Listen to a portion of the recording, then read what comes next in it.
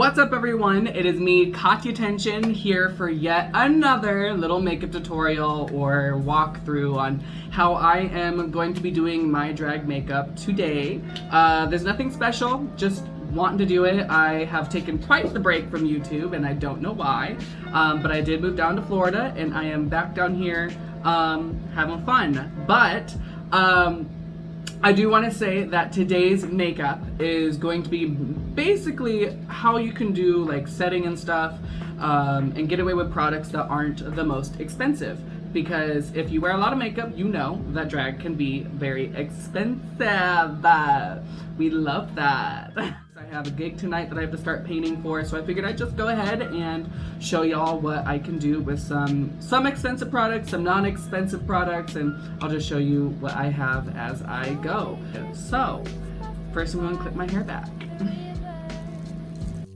And we are back with the voiceovers. So of course I'm going to start my face with the MAC Prep and Prime Spray. I ran out of my normal primer, so I am using this e.l.f. primer that I just showed you. It's really cheap. It's like maybe $6 at most at Walgreens and CVS and Walmart. e.l.f. has some pretty good products.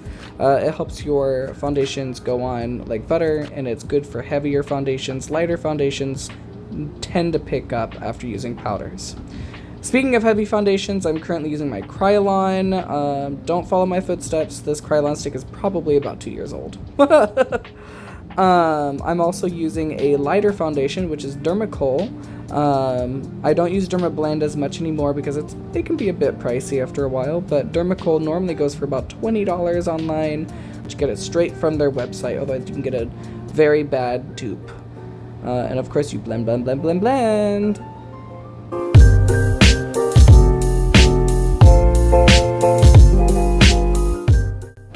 I honestly did not realize how much I blend my foundation until I started making these videos, but blending makes beauty easier. So after I blend that all out, I go ahead and I go in with my Juvia's Place highlight. It's in the lightest colors possible because, as I said earlier, I want a very dramatic set. So what I do is I put it just on my chin, under my eyes, and on my nose, and in the middle of my forehead. You just want to bring all those lighter colors forward and highlight the parts of your face you want to basically stick out the most and make more feminine. The reason I make my face so dramatic is because I do tan a lot now that I'm in Florida. It's kind of a given. I'm actually darker now than I was then in this video, and it's just by going to the grocery store, girl. So I added a little bit of white Mayron to it. It's like a $10 foundation. And so I just go from there. Here we go. Next up is a very dark Mayron foundation that I use. I've had this foundation for also a while. You don't want to know how long. But that's why I get the really dark colors. You really don't have to use as much. And when you blend it together, it looks really good. One thing I like to do to clean up that bottom line on my contour is just use the side of my beauty blender that I use to set down all my base foundations and go from there. Then I use an angle brush, normally used for eyebrows, to make a nice little shape on my nose. I don't do straight lines anymore like I used to. I don't need a number 11 on my nose. But I do make like this weird V. And then I just blend with the contour side of my massive beauty blender.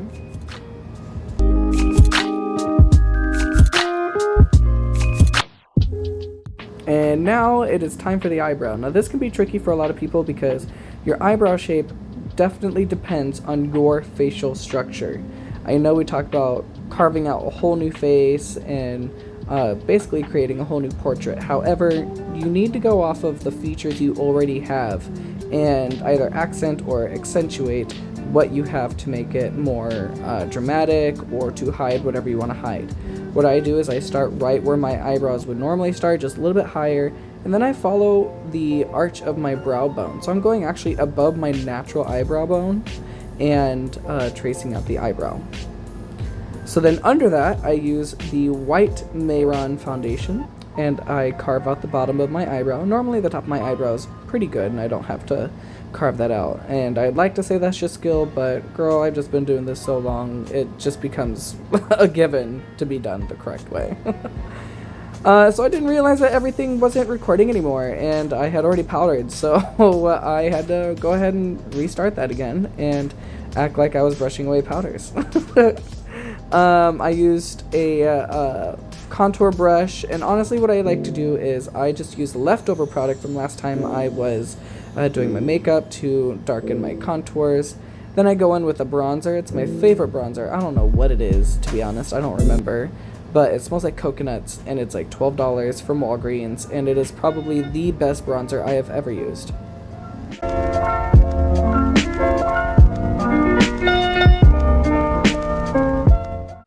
Now I use my Ulta palette because they were having a sale. It was buy one get one, and I bought two, of course. And so I am currently using the free palette because I've had this palette for probably about 2 to 3 years now. I do not look at makeup expirations unless I've had them for longer than 2 years. That's probably bad for my skin, but yo, I'm still here. Then I'm going in with my Roxy blush palette. I use 2 different shades and I blend them together. One thing I do recommend to people is when you apply your blush, dab it onto your face first and then use like brushing motions to spread it out. Now this is my favorite product that I've been using on my face lately. It is the Maybelline Superstay Press Foundation. It's a powder foundation, and it stays. It does not move. You can put it on and you can have a full 5 o'clock shadow, and next thing you know, it is fully covering all of your hair. So then I fill in my eyebrows again with the Morphe brow pomade, and it's actually pretty cheap. You know, Morphe is a pretty affordable brand. I think this product is maybe $12, maybe $20, I don't know. It has a 2 in it, so it's either $12 or $20.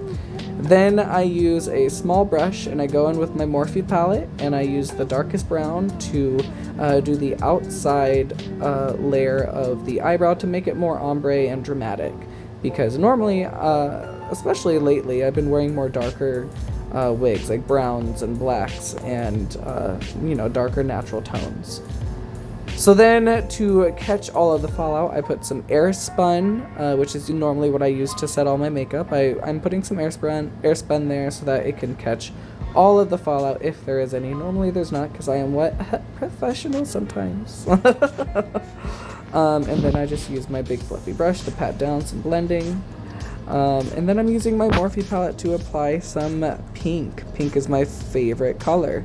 So I end up wearing a lot of pinks. Pink costumes, pink hair, pink eyeshadow, sometimes way too pink of a blush, but you know, hey, we all make choices. So then I buff that out and I blend out the edges. I didn't want to go crazy with the makeup today, but you know, we're drag queens, so I'm sure by the end of this it's going to look crazy. And yes, I get it. 90% of my videos is just me blending and blending and blending and blending, but girl, blending is your best friend. You could wear the worst products in the world, but so long as you know how to blend really well, ain't nobody gonna know, ain't nobody gonna tell. And then my cat Cheeto wanted to say hi. He's being very needy. He does this every time I do my makeup. So then I set the white portion with the white eyeshadow. It really doesn't matter what kind of eyeshadow, so long as it's like a pure white or like a snow white. There are some whites out there that are like a grayish tinted white. They claim to be metallics, but girl, you can just use them as a cheek shimmer, like your highlights.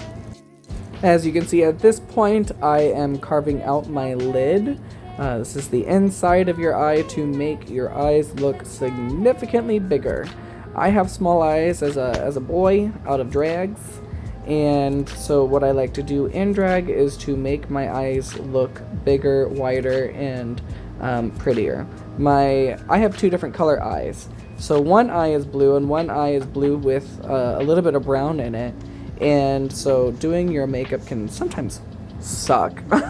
Because some colors would look amazing with one eye, but then you put it on the other eye and it's just terrible.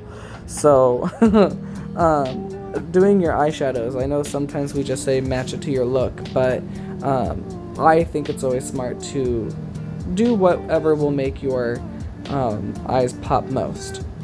Now we are on to eyeliner. I'm using a liquid liner, which is from e.l.f. It's honestly one of my favorites. It's waterproof, it stays all night. Sometimes in the drying process it can crease and have some issues, so I do warn you, if you use this, set it with a black eyeshadow if you have time. Sometimes I don't have time. I don't remember if I did today. Gosh, am I really blending again? I am blending again, wow. Well, there's that. Alright, so now we are on to the lips. I didn't know what color to do, and I found this pencil in my makeup station, and I didn't know what color it was because the back of it was like covered in foundation and I was too lazy to wipe it off. At first I was like, oh, this could be a really good color. And I lied to myself. So I went in with a darker pencil and I lined it and filled it in a little bit to see how that would look. Now, to make it more dramatic, because it did look like my natural lips, I added some white foundation to the middle of my lip and created an ombre effect to make my lips look significantly bigger. And then I used my Milani setting spray, which is like maybe $3 or $4. Most of what I'm using is anywhere between $4 and $10. This Airspun product that I'm using is $8. It is a highlight cheek powder. And when I tell you it is the most pigmented cheek powder you'll ever use, I actually have to use a regular brush to blend out the edges of it and make sure it doesn't overpower the rest of my makeup. Now I made that face because I'm using a weave bond to put on my lashes. I made that face because you can, and probably will, go blind if you get it in your eye. So, be careful when you use this product. It is $2.99 for a large bottle. That large bottle will last you probably 2 to 3 years, which is probably even more dangerous for your eyes. But you know, as long as the lashes don't go nowhere, I do not mind.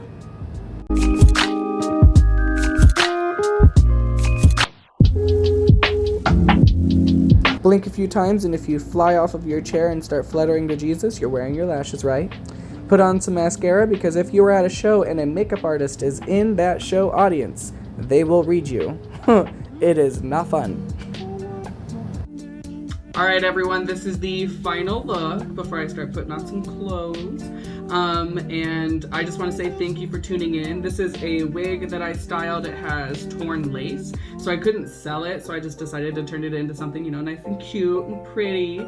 And so yeah, this is tonight's look. I just want to say thank you for tuning in, and if you want to see some more makeup videos, tutorials, etc., please subscribe, like, and follow everything. And yeah, thanks for joining me on this lovely, interesting journey. I'll be seeing you all soon.